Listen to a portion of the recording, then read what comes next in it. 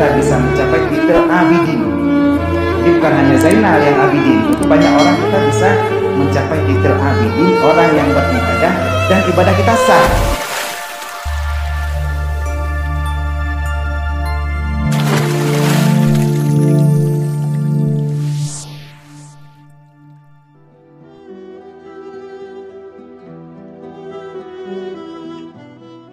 Kita harapkan mudah-mudahan semua yang hadir di sini Allah berikan kesehatan dan kesempurnaan dalam kita menuntut ilmu sebagai perintah Rasulullah, talabul ilmi faridatun ala kulli muslimin wa muslimatin. Kita ulangi kembali, al ilmu pada kata-kata talabul ilmi adalah bukan sembarang ilmu, karena al ilmu dalam hadis talabul ilmi adalah ilmu yang ma'rifah. Kenapa ma'rifah? Karena kata-kata hadisnya, kalau kita kaji dari ilmu hadis, adalah kata-kata yang beralif lam. Jadi faedah bahasa Arab, kalau beralif lam tandanya ma'rifah, kalau bertanwin dia tandanya nakirah. Jadi kalau talabu ilmin, maka itu ilmu yang maksud ilmu nakirah. Tapi kalau talabul ilmi, al ilmu ada alif lamnya. Alif lam adalah sesuatu yang berlawanan dengan tanwin. Kalau ada alif lam pasti tidak ada tanwin. Kalau ada tanwin pasti tidak ada alif lam. Kalau ada alif lam berarti sesuatu kata-kata tersebut adalah sesuatu yang ma'rifah. Ma'rifah artinya dikenal. Maksud talabul ilmi adalah ilmu yang dikenal oleh orang yang mengucapkan kata-kata tersebut. Saat kata-kata ini diucapkan oleh seorang baginda Rasulullah di junjungan kita, maka pastinya ilmu yang dikenal oleh Rasulullah. Dan ilmu ini dijelaskan pada hadis pertama dari kitab Matan Arba'in An-Nawawiyah. Ada 40 hadis di Matan Arba'in. Hadis pertama menyatakan saat Jibril datang, maka Jibril bertanya tentang 3 hal. Pertanyaan pertama, apa itu Islam? Rasulullah menjelaskan, Islam bahwa kamu mengucapkan syahadat, sholat, puasa, zakat, dan haji. Pertanyaan kedua, apa itu iman? Rasulullah menjelaskan, iman bahwa kamu antuk minabillah, kamu percaya kepada Allah, kepada Rasul, kepada kitab, kepada hari akhirat, dan kepada qada dan qadar. Ada 6 rukun imannya. Terakhir pertanyaannya daripada malaikat Jibril, apa itu ihsan? Nah, saat itu Rasulullah menjawab, al-ihsan an ta'budallaha ka'annaka tarahu fa illam takun tarahu fa innahu yaraka. Bahwa kamu menyembah Allah seakan-akan kamu melihat Allah itu sendiri. Tapi kalau kamu sadar kenyataan bahwa kamu tidak bisa melihat Allah, yakinlah bahwa saat ini, detik ini, jam ini, di tempat ini Allah melihat kita. Jadi ketiga ilmu inilah yang dijelaskan bahwa ilmu tentang Islam disebut ilmu fikih, tata cara bagaimana kita sholat, bagaimana kita puasa, kita berzakat, kita berhaji, itu dijelaskan dalam ilmu fikih. Sedangkan bagaimana cara kita beriman, kita mengenal Allah, mengenal malaikat, mengenal Rasul, mengenal kitab, mengenal hari akhir, dan juga mengenal qada dan qadar, itu disebut dengan ilmu tauhid. Sedangkan yang terakhir, bagaimana kita beribadah untuk bisa seakan-akan kita melihat Allah, ini disebut dengan ilmu tasawuf. Jadi 3 ilmu ini, tasawuf, tauhid, dan fikih, adalah ilmu yang wajib dituntut. Nah, hari ini kita belajar ilmu pertama yang bagaimana kita mengenal Allah, seakan-akan kita menyembahnya seperti kita melihat Allah itu sendiri, dengan sebuah kitab yang dikarang oleh Al-Imam Al-Ghazali, yaitu kitab Minhajul Abidin. Jadi pengajian minggu yang lalu kita sudah bercerita tentang bagaimana Imam Al-Ghazali menjelaskan perjalanan ke surga itu akan sangat rumit. Perjalanan ke surga itu akan sangat susah. Kita akan lalui dengan susah payah. Banyak rintangan. Kenapa banyak rintangan? Ya wajar, karena kalau banyak rintangan namanya catering. Jadi rintangan akan banyak kalau kita pergi ke jalan yang menuju kebaikan. Banyak hambatan juga, banyak tantangan juga. Kenapa? Karena orang untuk melakukan suatu ibadah, mau pergi ngaji, mau sholat jamaah, akan banyak hal-hal. Kamu lagi hendak mengangkat badan, kamu lagi sakit perut, kamu lagi kita nggak enak untuk pergi, kamu lagi tiba-tiba ada ngejak perut jamin, sikana kesusahan kalau kita mau ibadah. Tapi kalau kita mau melakukan hal-hal yang berhubungan dengan keburukan, cukup gampang. Tanya gosip ke gop, tanya ribah ke gop, si kaya demang paket pulsa gratis, si kaya demang. Saya kaya demang paket, Anda mendapatkan gratis telepon, kajet tak jungkat ke gop loh. Nah, posisi akan lebih mudah kalau kita mau melakukan keburukan. Tapi kalau melakukan kebaikan pastinya banyak tantangan. Makanya saat dijelaskan di pengajian yang lalu, alwanul jannah hiznun birabwatil alwanin nari sahlun bisyahwatin, bahwa jalan ke surga itu akan dipenuhi dengan onak duri dan jalan ke neraka dipenuhi dengan syahwat.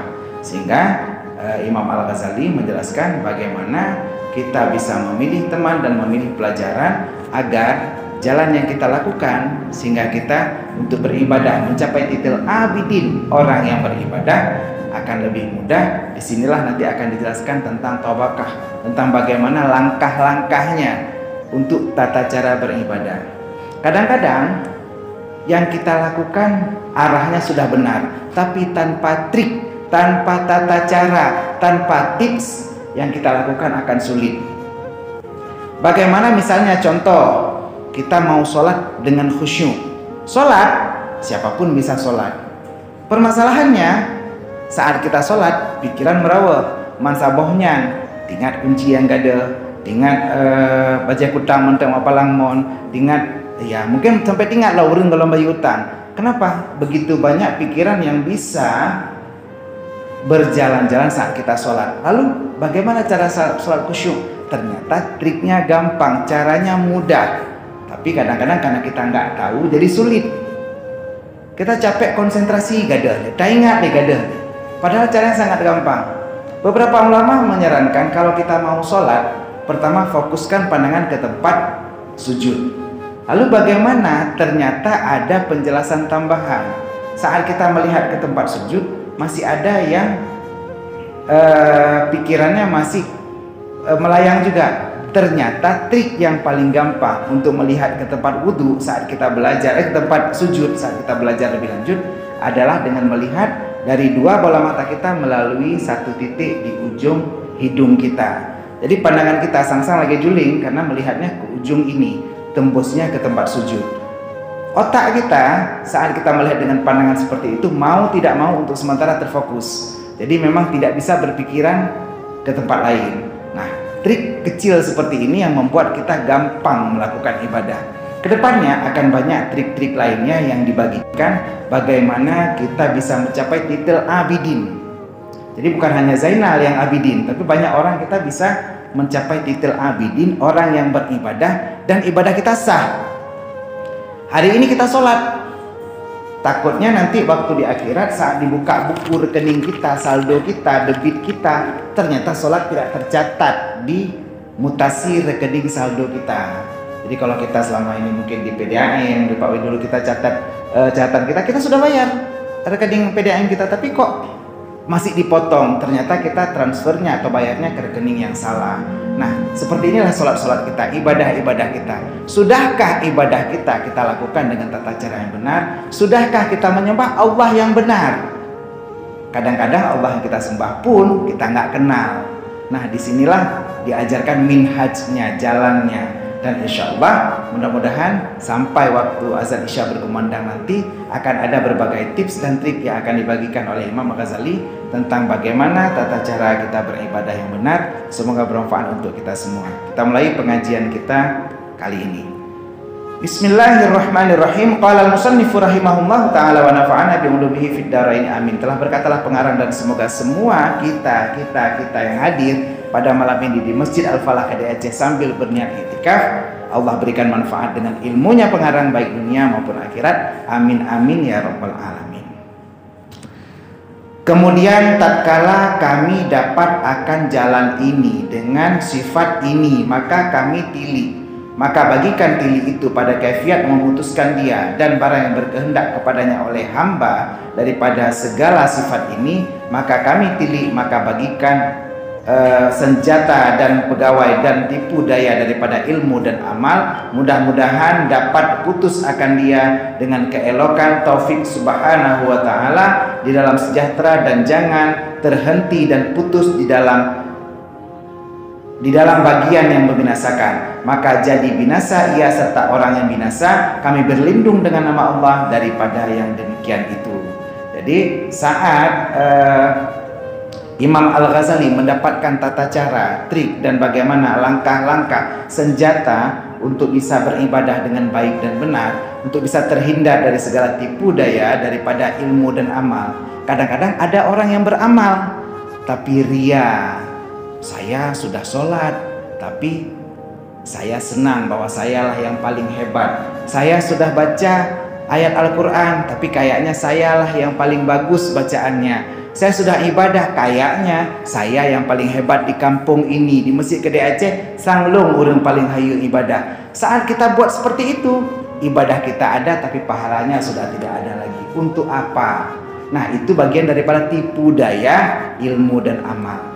Kita belajar ilmu, sang-sang tanya kabeh cara. Sang-sang di kota lu semuanya tanya orang paling hayu, ulama yang paling hebat. Saat tanya ulama taduk tak sebut ino, di Tengku yang sebut ino merasa agaknya paling hayu. Saat ada orang yang cium tangan, orang yang cium jaro, sang-sang agaknya orang yang paling hayu. Tengku yang du ino merasa hayu saat orang cium tangan. Padahal dulu Imam Al-Ghazali dan Imam Asy-Syafi'i saat ini sebuah kisah. Imam Syafi'i dulu saat beliau setelah mengajar, lalu ada muridnya yang mencium tangan beliau. Mencium tangan lagi ada cium jaro Tengku leh dah semua. Kenapa? Maksud kita untuk menghormati ilmu yang ada pada Tengku tersebut. Bagus. Tapi ternyata di balik itu ada naureng yang pegang. Wahai Al-Imam Asy-Syafi'i, kejadian ini ada dua, di Imam Syafi'i ada Imam Al-Ghazali juga. Wahai Imam, tahukah engkau orang yang cium jaro dron beno mege dihormat kedron, melikut ikan kedron, putra Tengkunya panen. Nah betul tak? Itu kayak udah dengar tak? Behangan gelinyung ngempung gom hai udah dengar. Melikut ikan kedron. Maka icom dron, omak hayu tak Tengku, beres tak dron, melikut goknya yang pun ken dron. Jadi saat itu Imam Ghazali pun menanggapi dengan hal yang sama. Saat beliau menanggapi hal tersebut, beliau berkata, Alhamdulillah, saya senang karena berarti orang tersebut takut kepada saya. Imam Syafi'i menanggapi berarti orang tersebut merasa saya hebat. Tengku orangnya meke icom jaro melikut ikan kedon. Al-Imam Syafi'i berkatakan berarti saya hebat dong. Loh kok hebat? Berarti secara berhadapan dia tidak berani dengan saya. Melikut dia ke meke hajut berarti hayulung dong. Berarti hebat saya. Beliau tidak marah, tidak menanggapi dengan negatif. Malah beliau menganggap ini sebagai suatu hal yang bagus. Saya senang menyena orang yang meke icom jarolong melikut ikan kelong. Bah menan gede. Berarti hai dijit. Ngendong. So dijit. Beliau makin senang posisinya. Jadi bagaimana kita menanggapi sesuatu yang jelek dengan hal yang bagus. Ini bagaimana caranya kita mengelola hati. Hati-hati dalam menjaga hati.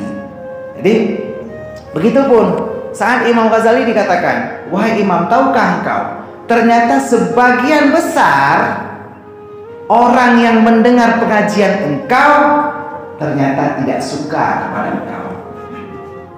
Imam Ghazali kesebut gecok meja geduk di Masjid Al-Falah Kedai Aceh lagi. Urang rame mendadak absennya, absen nanti sudah diedarkan sama Tuan Adikubah. Terima kasih kepada Allah. Ada orang sekitar 270 orang kurang baju. Ya, ada orang rame sekali. Jadi begitu orang rame, kita kan nggak tahu di antara ini ada yang suka sama kita atau enggak. Nah, urang yang kadang-kadang dengan gepreh lah koyak tung, anak truk lah nggak gepreh dan dangisya. Nah, yang dandang ala kayak itu untuk atung semua yang tinggal. Jadi nunggulah di sini kendala agak dengar buat. Imam Ghazali dikatakan, Tengku, Imam, tahu nggak engkau setengah daripada jamaah ini tidak suka kepada engkau. Cuma karena jadwal kageboh malam sekian Imam Ghazali kaki dengan buat. Padahal adalah Imam Ghazali menanggapi dengan cara apa? Beliau tidak sedih, tidak gusar, tidak gundah, bahkan tidak goyah sedikit pun. Saya senang kalau ramai yang nggak suka sama saya. Saya senang kalau ramai yang nggak suka dengan saya, kata Imam Ghazali. Kenapa Imam Ghazali? Kita udah cerita minggu yang lalu. Beliau meninggal pun, beliau cuma bilang jangan umumkan saya meninggal. Dia cuma bilang beliau meninggal itu sama 3 orang, adiknya dan 2 sahabatnya. Begat pengumuman. Kalau bisa bekna yang urung meninggal. Cuma 3 orang itu untuk fardu kifayah beliau. Dan beliau meninggal, tahu kapan beliau meninggal. Saya cerita minggu yang lalu. Setelah beliau sholat subuh, assalamualaikum, beliau bilang sama adiknya Ahmad, tolong ambilkan kain kafan saya. Kain kafan kasih dia. Gecok gelimbut aju dengan kain kafan, gebalun ulai koknya, anak gikat, kena gaya pocong, gebalun, lagi jilbab, sedekap tangan beliau tertidur, tersenyum, dan di saat itulah beliau mengembuskan nafas terakhirnya. Beliau tahu kapan beliau meninggal, dan beliau pesan jangan ada yang datang kecuali awak drone saya mendembek ke Lampung. Tapi saat itu kembali saya ulang pengajian minggu yang lalu, tiba-tiba seluruh murid beliau bermimpi malam itu kena semua mandu melempoh. Sang Imam Ghazali datang kepada mereka minta maaf. Laki maaf belum laki din semua serentak mimpi yang sama. Setelah mereka terbangun dari mimpi, semuanya berbondong-bondong datang ke rumah Imam Ghazali. Urang dari jauh hijau, urang dampung sampai hidup. Putar jalan kok aja. Mengadat di beklam belum melempoh. Oh ya, belum pinam melempoh, kipan melempoh. Pulumpo lem sagat, pulumpak lem sago. Mereka semua tanya-tanya. Tapi semua mimpinya sama dan ternyata di dalam Imam Ahmad, adiknya Imam Ghazali sudah menangis karena Imam Ghazali sudah meninggalkan kita. Nah, Imam Ghazali tidak suka tenar. Beliau berkata, saya senang kalau ramai yang nggak suka dengan saya. Lung semubut, sebagian besar jamaah tidak suka, saya senang, kata Imam Ghazali. Kenapa? Karena kalau ramai tak yang galak lu takut ilah kepeng baru. Kalau ramai tak yang senang takut mutang, bah menang gede. Anak galak ketan. Beliau tetap mengajar. Nah, ini hebatnya daripada orang-orang yang punya ilmu tasawuf. Beliau tidak butuh ketenaran. Kita boleh sekarang ini video direkam dan nanti tayang di YouTube. Alhamdulillah channel Ustaz Gunawan malam ini sudah 1000 video sudah tayang. Jadi pengajian ini bisa diikuti di channel YouTube-nya Ustaz Gunawan. Nah, ini bagus untuk apa? Kalaupun saya meninggal 1000 tahun lagi orang masih buka channel YouTube, masih nampak video ini. Masih orang berdoa, alhamdulillah ada ilmu yang bermanfaat. Tujuannya walaupun kita meninggal nama kita nggak hilang. Tujuan saya merekam dengan video ini. Tapi ini bukan untuk ketenaran, bukan untuk pamer-pameran, bukan untuk viral. Tanpa viral pun kita sudah dikenal. Bahkan Imam Ghazali, saya ulangi, beliau tidak susah saat ada orang yang tidak senang dengan beliau. Salah satu ulama tasawuf terkemuka di Aceh, Abu Takrung, saat ini istri beliau, kebetulan nenek saya, Cik Khoi, kalau mak saya panggil Cik Heria, sedang sakit di rumah sakit Medan. Abu Takrung menjaga semabut, Allah yarham. Beliau tetap mengajar dengan style beliau sendiri. Saya kebetulan di pesantren Mudi Mesra Samalanga, di guru pagi saya adalah anak beliau, Tengku Munir. Nah, jadi beliau tetap mengajar, itu Tengku Munir sama persis seperti Abu Takrung. Beliau mengajar dengan suara yang kecil. Beliau duduknya tegak, beliau lihat ke bawah, suara kecil. Beliau mengajarkan tak gitu, suara kecil menyohan apa dari ngamnya tak pegang apa bacot mentang, hadir dengar di perlakukan. Tapi beliau nggak peduli. Terserah mau viral nggak viral, mau senang nggak senang, mau suka nggak suka, tugas saya semua berit. Nah, inilah bagian bagaimana kita menjaga hati. Kadang-kadang tanya, galak ada ceramah, wateh hanya undang ceramah, oh mak, itu hanya undang li ceramah kenan, aku tenjak li masjidnya. Saking kita kesel, hanya undang li kampungnya, di dalam pulau hijau wateh datang khutbah Jumat ke dalam pulau mak. Bang, mertua dibayar juga. Kadang-kadang itu jadi patokan kita untuk tidak pergi lagi. Berarti hanya senang, lu bejak gede mertua yang dijordo. Kita akhirnya ini menjadi dasar bagaimana kita untuk mengajar. Imam Ghazali mengajarkan bahwa bagaimana kita menjaga hati. Nah inilah agar kita tidak terpengaruh dengan tipu daya pada ilmu dan amal. Jangan sampai saat kita mengajar lalu orang senang pada kita, kita menjadi euforia begitu. Oh mak ayo tak leda orang senang keluh. Malah ini yang hancur ilmu kita. Jadi ada salah seorang ustadz kemarin nggak usah saya sebut, kawan saya juga. Ustadz, UG kalah viral dengan saya lebih viral, saya lebih banyak yang. Oh ya nggak apa-apa, silahkan. Saya justru senang kalau Anda lebih viral. Saya lebih banyak diundang, silahkan.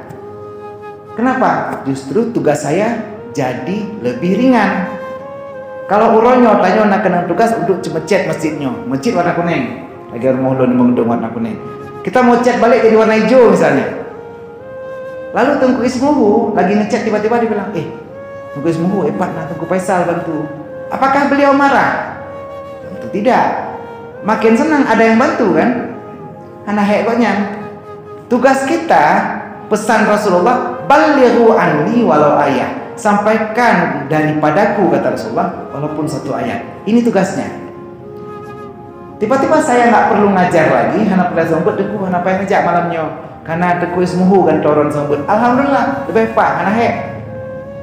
Jadi jangan pernah takut dengan kurangnya pendapatan kita dari agama, karena agama bukan tempat cari uang. Jadi upayakan kita tetap bisa menjaga, jangan sampai terkena tipu daya pada ilmu dan amal. Jadi ini yang diajarkan oleh Imam Ghazali dalam kitabnya Minhajul Abidin ini. Karena begitu kita terkena hal seperti itu, maka kita akan sampai pada tahapan binasa, dan binasa inilah yang membuat kita jadi terkena tipu daya daripada syaitan, iblis laknatullah. Kita ketahui bersama, iblis adalah makhluk Allah yang paling dibenci oleh Allah. Kenapa? Karena iblis mengarang suatu ilmu berdasarkan perspektif dia sendiri. Iblis itu orang yang pandai. Maka jangan terpukau, jangan merasa hebat dengan orang yang pintar. Iblis itu paling pintar. Dia gurunya malaikat. Nama iblis sebelumnya Azazil. Gurunya malaikat, paling pandai iblis. Makanya jangan heran dengan orang pandai, tapi Anda boleh kagum dengan orang yang punya akhlak, karena iblis tidak punya. Kalau cerita pandai, iblis pun pandai, tapi akhlak dia tidak punya. Iblis mengarang suatu ibadah dengan perspektif dia. Saat Allah perintahkan, sujudlah kamu kepada Adam, iblis berkata, aku lebih baik daripada Adam. Khalaqtani min nar wa khalaqtahu min tin. Aku diciptakan daripada api, lebih keren api, lebih menyala-nyala, lebih flaming api, lebih glowing api. Sedangkan tanah punya sifat yang lebih jelek, lebih rendah grade-nya daripada api. Kalau kita beribadah sesuai dengan keinginan kita, maka kita sudah meniru cara iblis.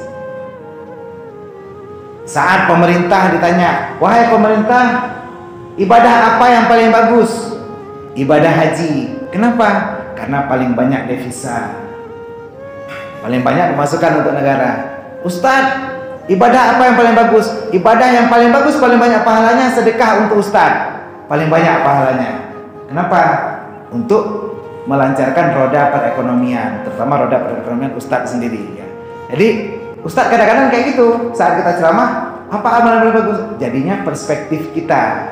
Saat ada orang yang kuper, yang jarang bergaul, yang hana galak du ulang kawan, nggak suka nongki-nongki, nongkrong-nongkrong di kedai kopi, ditanya, apa amalan yang paling bagus? Yang paling bagus adalah uzlah, bersemedi, duduk di luar, hana bergaul dengan orang. Kenapa? Ibadah sesuai perspektif. Tapi bagaimana di kitab Minhajul Abidin ini, Imam Ghazali mengajarkan, ibadahlah kamu sesuai dengan apa yang diberitakan oleh Allah. Saat Allah perintahkan kita beribadah, maka saat itulah kita beribadah sesuai perintah Allah tanpa perlu bertanya. Hari ini kita berkumpul bersama di masjid ini. Mandum tanya, duha muda, kasih banyak. Agam darah, mandum mesapat ini di dalam masjid ini. Lalu apa tujuan kita? Allah kumpulkan kita sambil belajar, kita berkumpul. ternyata Allah punya tujuan untuk kita membangun silaturahmi. Bagaimana dengan urus samping yang daturi pengan anda tak baca mandu menang. Untuk oh drone dengan Nur Syah bin Basyah ya yang mekat ini. Kita jadi tahu. Oh nandron ku ismuhu. Saya pikir ismuha tadi. Gerindra kalau ismuha. Nah jadi kita jadi tahu nama-nama orang samping, tujuannya untuk silaturahmi. Jadi kalau kita mau bangun silaturahmi ini, selain kita punya hubungan sama Allah, hablum minallah, kita juga punya hubungan dengan manusia, hablum minan nas. Bagaimana dikisahkan dua bersaudara, adik dan abang, seperti saya sama Dr. Fauzan. Nah, adik dan abang ini pernah dulu di dalam kisah ini berantem. Si adik marah sama abang, si abang marah sama adik. Berhari-hari, berminggu-minggu, berbulan-bulan. Padahal rumahnya dekat-dekatan, tapi hanya menjak-jak. Nah, ini orang kawannya, mesti dua yang lagi ya. Rumahnya dekat-dekatan, tapi nggak pergi lagi. Nggak pergi bukan karena nggak sempat, tapi karena marah. Bengeh, hanme ku kalian. Lalu suatu hari dia panggil tukang. Tukang, mana tukang yang paling hebat? Tolong datang ke rumah saya. Untuk apa? Tolong bangunkan saya sebuah pagar. Kenapa buat pagar? Coba lihat. Itu di depan seberang sana itu rumah adik saya.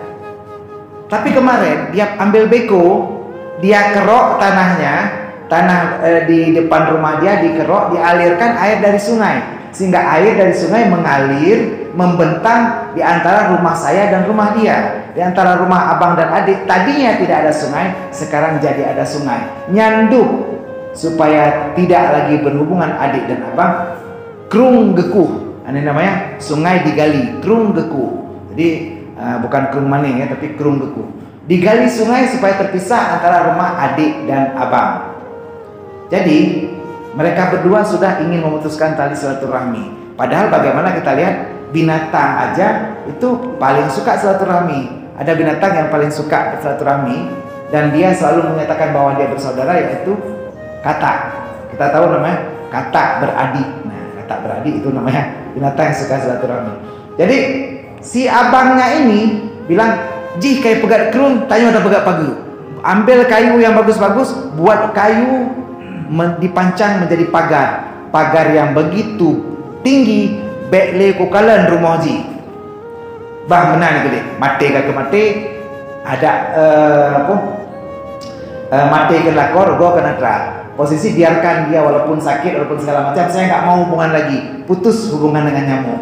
Dengan adiknya putus hubungan. Disuruh bangun pagar.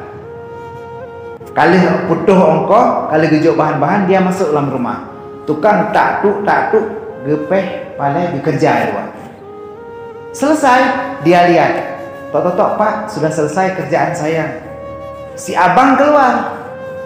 Begitu keluar, dia lihat mana pagarnya. Mana pagar yang saya suruh bangun tinggi. Mohon maaf sebesar-besarnya Pak, saya tadi mau buat pagar, tapi pagar kayaknya gak bagus Pak. Saya punya ide, saya buat desain jembatan yang bagus, melengkung begitu indah, dengan undakan-undakan, hiasan-hiasan, melengkung antara sungai ini dan ujung sungai sana. Kenapa buat jembatan? Itu Pak jawabannya. Ternyata di sana adiknya sedang berlari. "Wahai abang, nepemaah de shalom hai abang. Long krung, ternyata drone netim bangun jembatan. Maafkan saya selama ini saya marah kepada abang, saya putuskan tali silaturahmi kepada abang. Kiban gad iron ngebangun tutu sehingga inilah jembatan silaturahmi kita. Maafkan saya, iplung adik kena iling ke tutu untuk icung doa abang minta maaf kepada abang." Sungguh indah silaturahmi dan ini terjalin di antara kita. Kamu wawa mau antara abang dan adik. Akhirnya mereka pun harmonis kembali. Lalu sang abang mengatakan, "Ipat naik dongi napa menak ke dapat jumpa malamnya hino di rumah abang." Iron utuh. Jadi, tapi kan utuh masa botu bang, karena utuh masa botu bang, lah utang masa botu bu. Buatnya utuhnya tak dipakat. Ya teman-teman pajang sekalian. Tapi ternyata bilang nggak mau. Saya nggak mau Pak. Kenapa? Mohon maaf, saya lagi banyak tugas. Tugasnya apa? Tugasnya adalah membangun jembatan silaturahmi di antara orang-orang lain yang mungkin ada di sekitar kita. Jadi bagaimana kita membangun silaturahmi ini? Di antara kita sama-sama tadu ino menurut Sofinan nanti akan dibacakan absennya masing-masing sambil kita berdoa bagaimana yang harus kita lakukan dalam beribadah ini. Karena ibadah itu punya dua sisi, vertikal dan horizontal. Jadi bukan hanya kita beribadah kepada Allah, tapi juga menjaga silaturahmi dengan sesama manusia. Dan ini diajarkan kita berlindung dengan nama Allah daripada yang demikian itu kita tergoda dengan tipu daya pada ilmu dan amal. Ya, ada pertanyaan sebelum kita lanjut ke depan? Oke, kita sambung. Maka kata muallif radhiyallahu an, kami karangkan pada membicarakan, memutuskan jalan ini dan menyatakan perjalanannya beberapa kitab seperti Ihya Ulumuddin dan kitab Al-Asrar dan kitab Al-Qurbah ilallah ta'ala dan lainnya daripada yang demikian itu yang meliputi atas yang halus daripada ulum yang sukar dan payah atas paham orang yang awam, maka cedera mereka itu padanya dan masuklah mereka itu pada orang yang tiada mengelokkan dia daripadanya. Maka ini perkataan yang terlebih fasih daripada kalam Tuhan Rabbul Alamin, dan saya telah berkata mereka itu heran cerita orang-orang dahulu, dan lagi tiada engkau dengar kepada perkataan Zainal Abidin anak Husain anak Ali radhiyallahu an. Sedikit sedepannya sudah syair daripada Zainal Abidin bin Husain bin Ali radhiyallahu an.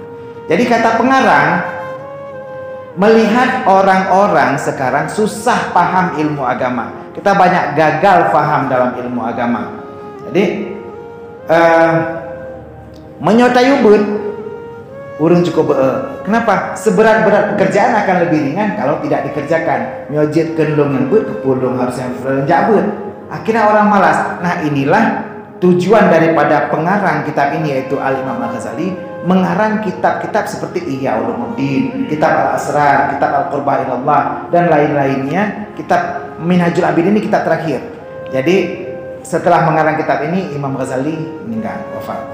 Jadi beliau suka mengarang kitab-kitab ini agar kita faham ilmu agama, dan kadang-kadang ada yang sukar. Bagaimana trik untuk bisa beribadah dengan baik dan benar itu diajarkan dalam kitab ini. Jadi kitab ini adalah kitab yang simple, sangat tipis dibandingkan Ihya Ulumuddin, tebal sekali. Ini mukhtasarnya, ringkasannya. Kita akan diajarkan nanti bagaimana kita tetap belajar bertahan dalam melakukan ibadah dengan segala cobaan, dengan segala rintangan dalam ibadah kita tetap bertahan. Bayangkan menyotanyo bisa tegar itu mungkin ibarat jing lagi boleh gede, walaupun terhimpit musupet itu tak idimoh. Hana tak kokoh dia tak idimoh, panjang aja aju nama 2 meter panjang boleh gede. Kenapa? Dia tetap tumbuh. Musupet aja, dimoh aja.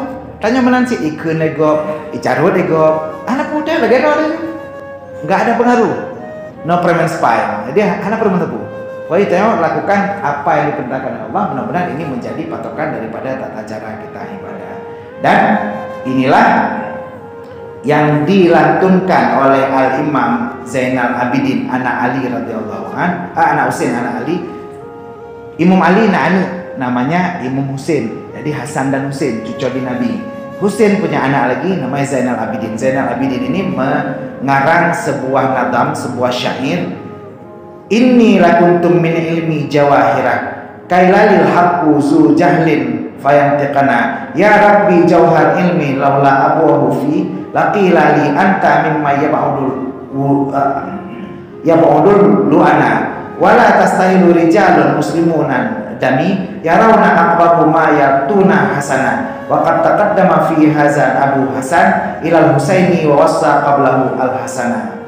Bahwasanya aku saja menyembunyikan daripada ilmuku akan permintaan-permintaan supaya tiada melihat orang yang jahil maka jadi kena fitnah. Hai beberapa banyak permata ilmu, jikalau aku nyatakannya niscaya dikata bagiku engkau daripada orang yang menyembah berhala, dan niscaya mengharuskan laki-laki muslimun daripadaku melihat akan terlebih jahat barang yang mendatangkan dia keelokannya.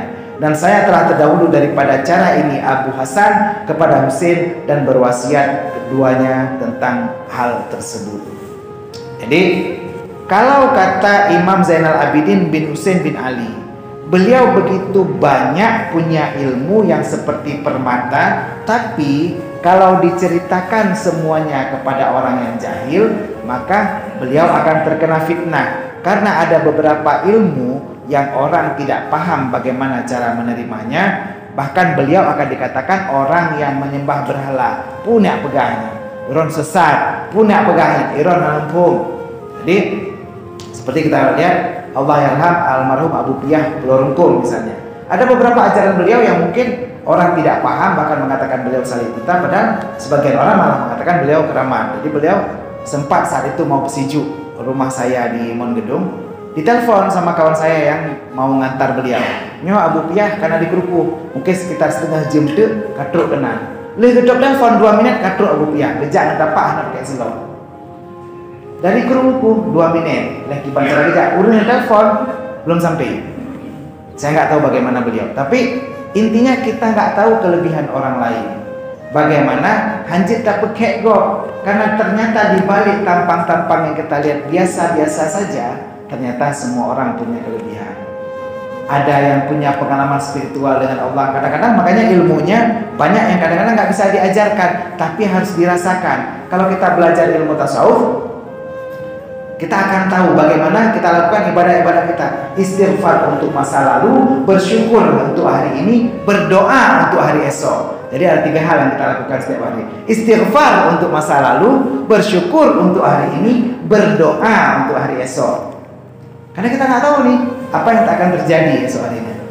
Yang lalu mungkin kita sudah punya banyak dosa, istighfar. Hari ini kita dapat apa? Bersyukur. Untuk besok kita kepengen apa? Berdoa. Jadi 3 ibadah itu kita lakukan. Makanya kalau ada hari ini kita belajar tentang tata cara ibadah seperti diajarkan oleh Imam Zainal Abidin, anak Husain, anak Ali radhiyallahu an, inilah ilmu-ilmu yang diajarkan oleh Imam Hasan, Imam Husain, dan juga bapak beliau yaitu Sayyidina Ali karramallahu wajhah. Dan ilmu ini didapat dari Rasulullah, sehingga Imam Ali digelar menjadi babul ilmi. Kata Rasulullah, ana madinatul ilmi wa Ali babuha. Aku kotanya ilmu, kata Rasulullah, dan Ali pintunya ilmu. Makanya Sayyidina Ali karramallahu wajhah saat ditanya oleh orang, ada 10 orang penanya kepada Sayyidina Ali, wahai Sayyidina Ali, siapa bagus ilmu daripada harta? Sayyidina Ali menjawab kepada 10 orang itu dengan 10 jawaban yang berbeda. Ilmu lebih bagus daripada harta karena ini, ilmu lebih bagus daripada harta karena ini. 10 orang 10 macam jawaban. Jadi nanti kita akan ceritakan bagaimana hebatnya Sayyidina Ali. Beliau pintu ilmu. Ilmu lebih bagus daripada harta karena ilmu itu menjagamu, sedangkan harta harus kau jaga. Akan ada 10 macam alasan. Makanya Imam Sayyidina Ali ini beliau begitu pintar dan begitu paham tentang ilmu. Anak-anaknya lebih bagus juga. Anaknya Imam Hasan, Imam Husain, dan sekarang ada anak juga ya, Imam Zainal Abidin, yang salah satu syair beliau dikutip dalam kitab Minhajul Abidin ini. Jadi bagaimana kita menjaga hati agar kita tidak berprasangka buruk, berprasangka negatif kepada orang lain. Kenapa? Karena kadang-kadang kayak tadi dijelaskan Imam Ghazali dan Imam Syafi'i, mereka juga tidak terpengaruh dengan ucapan orang lain. Jadi jangan berpresiden negatif kepada orang lain. Kalaupun hari ini kita banyak masalah, kita mungkin berpikir kalaupun tidak ada bahu untuk bersandar, minimal masih ada telur untuk di dada. Jadi beda pikir ke pulau air, pikir ke rumah orang, pikir ke perut orang, pikir ke urusan orang.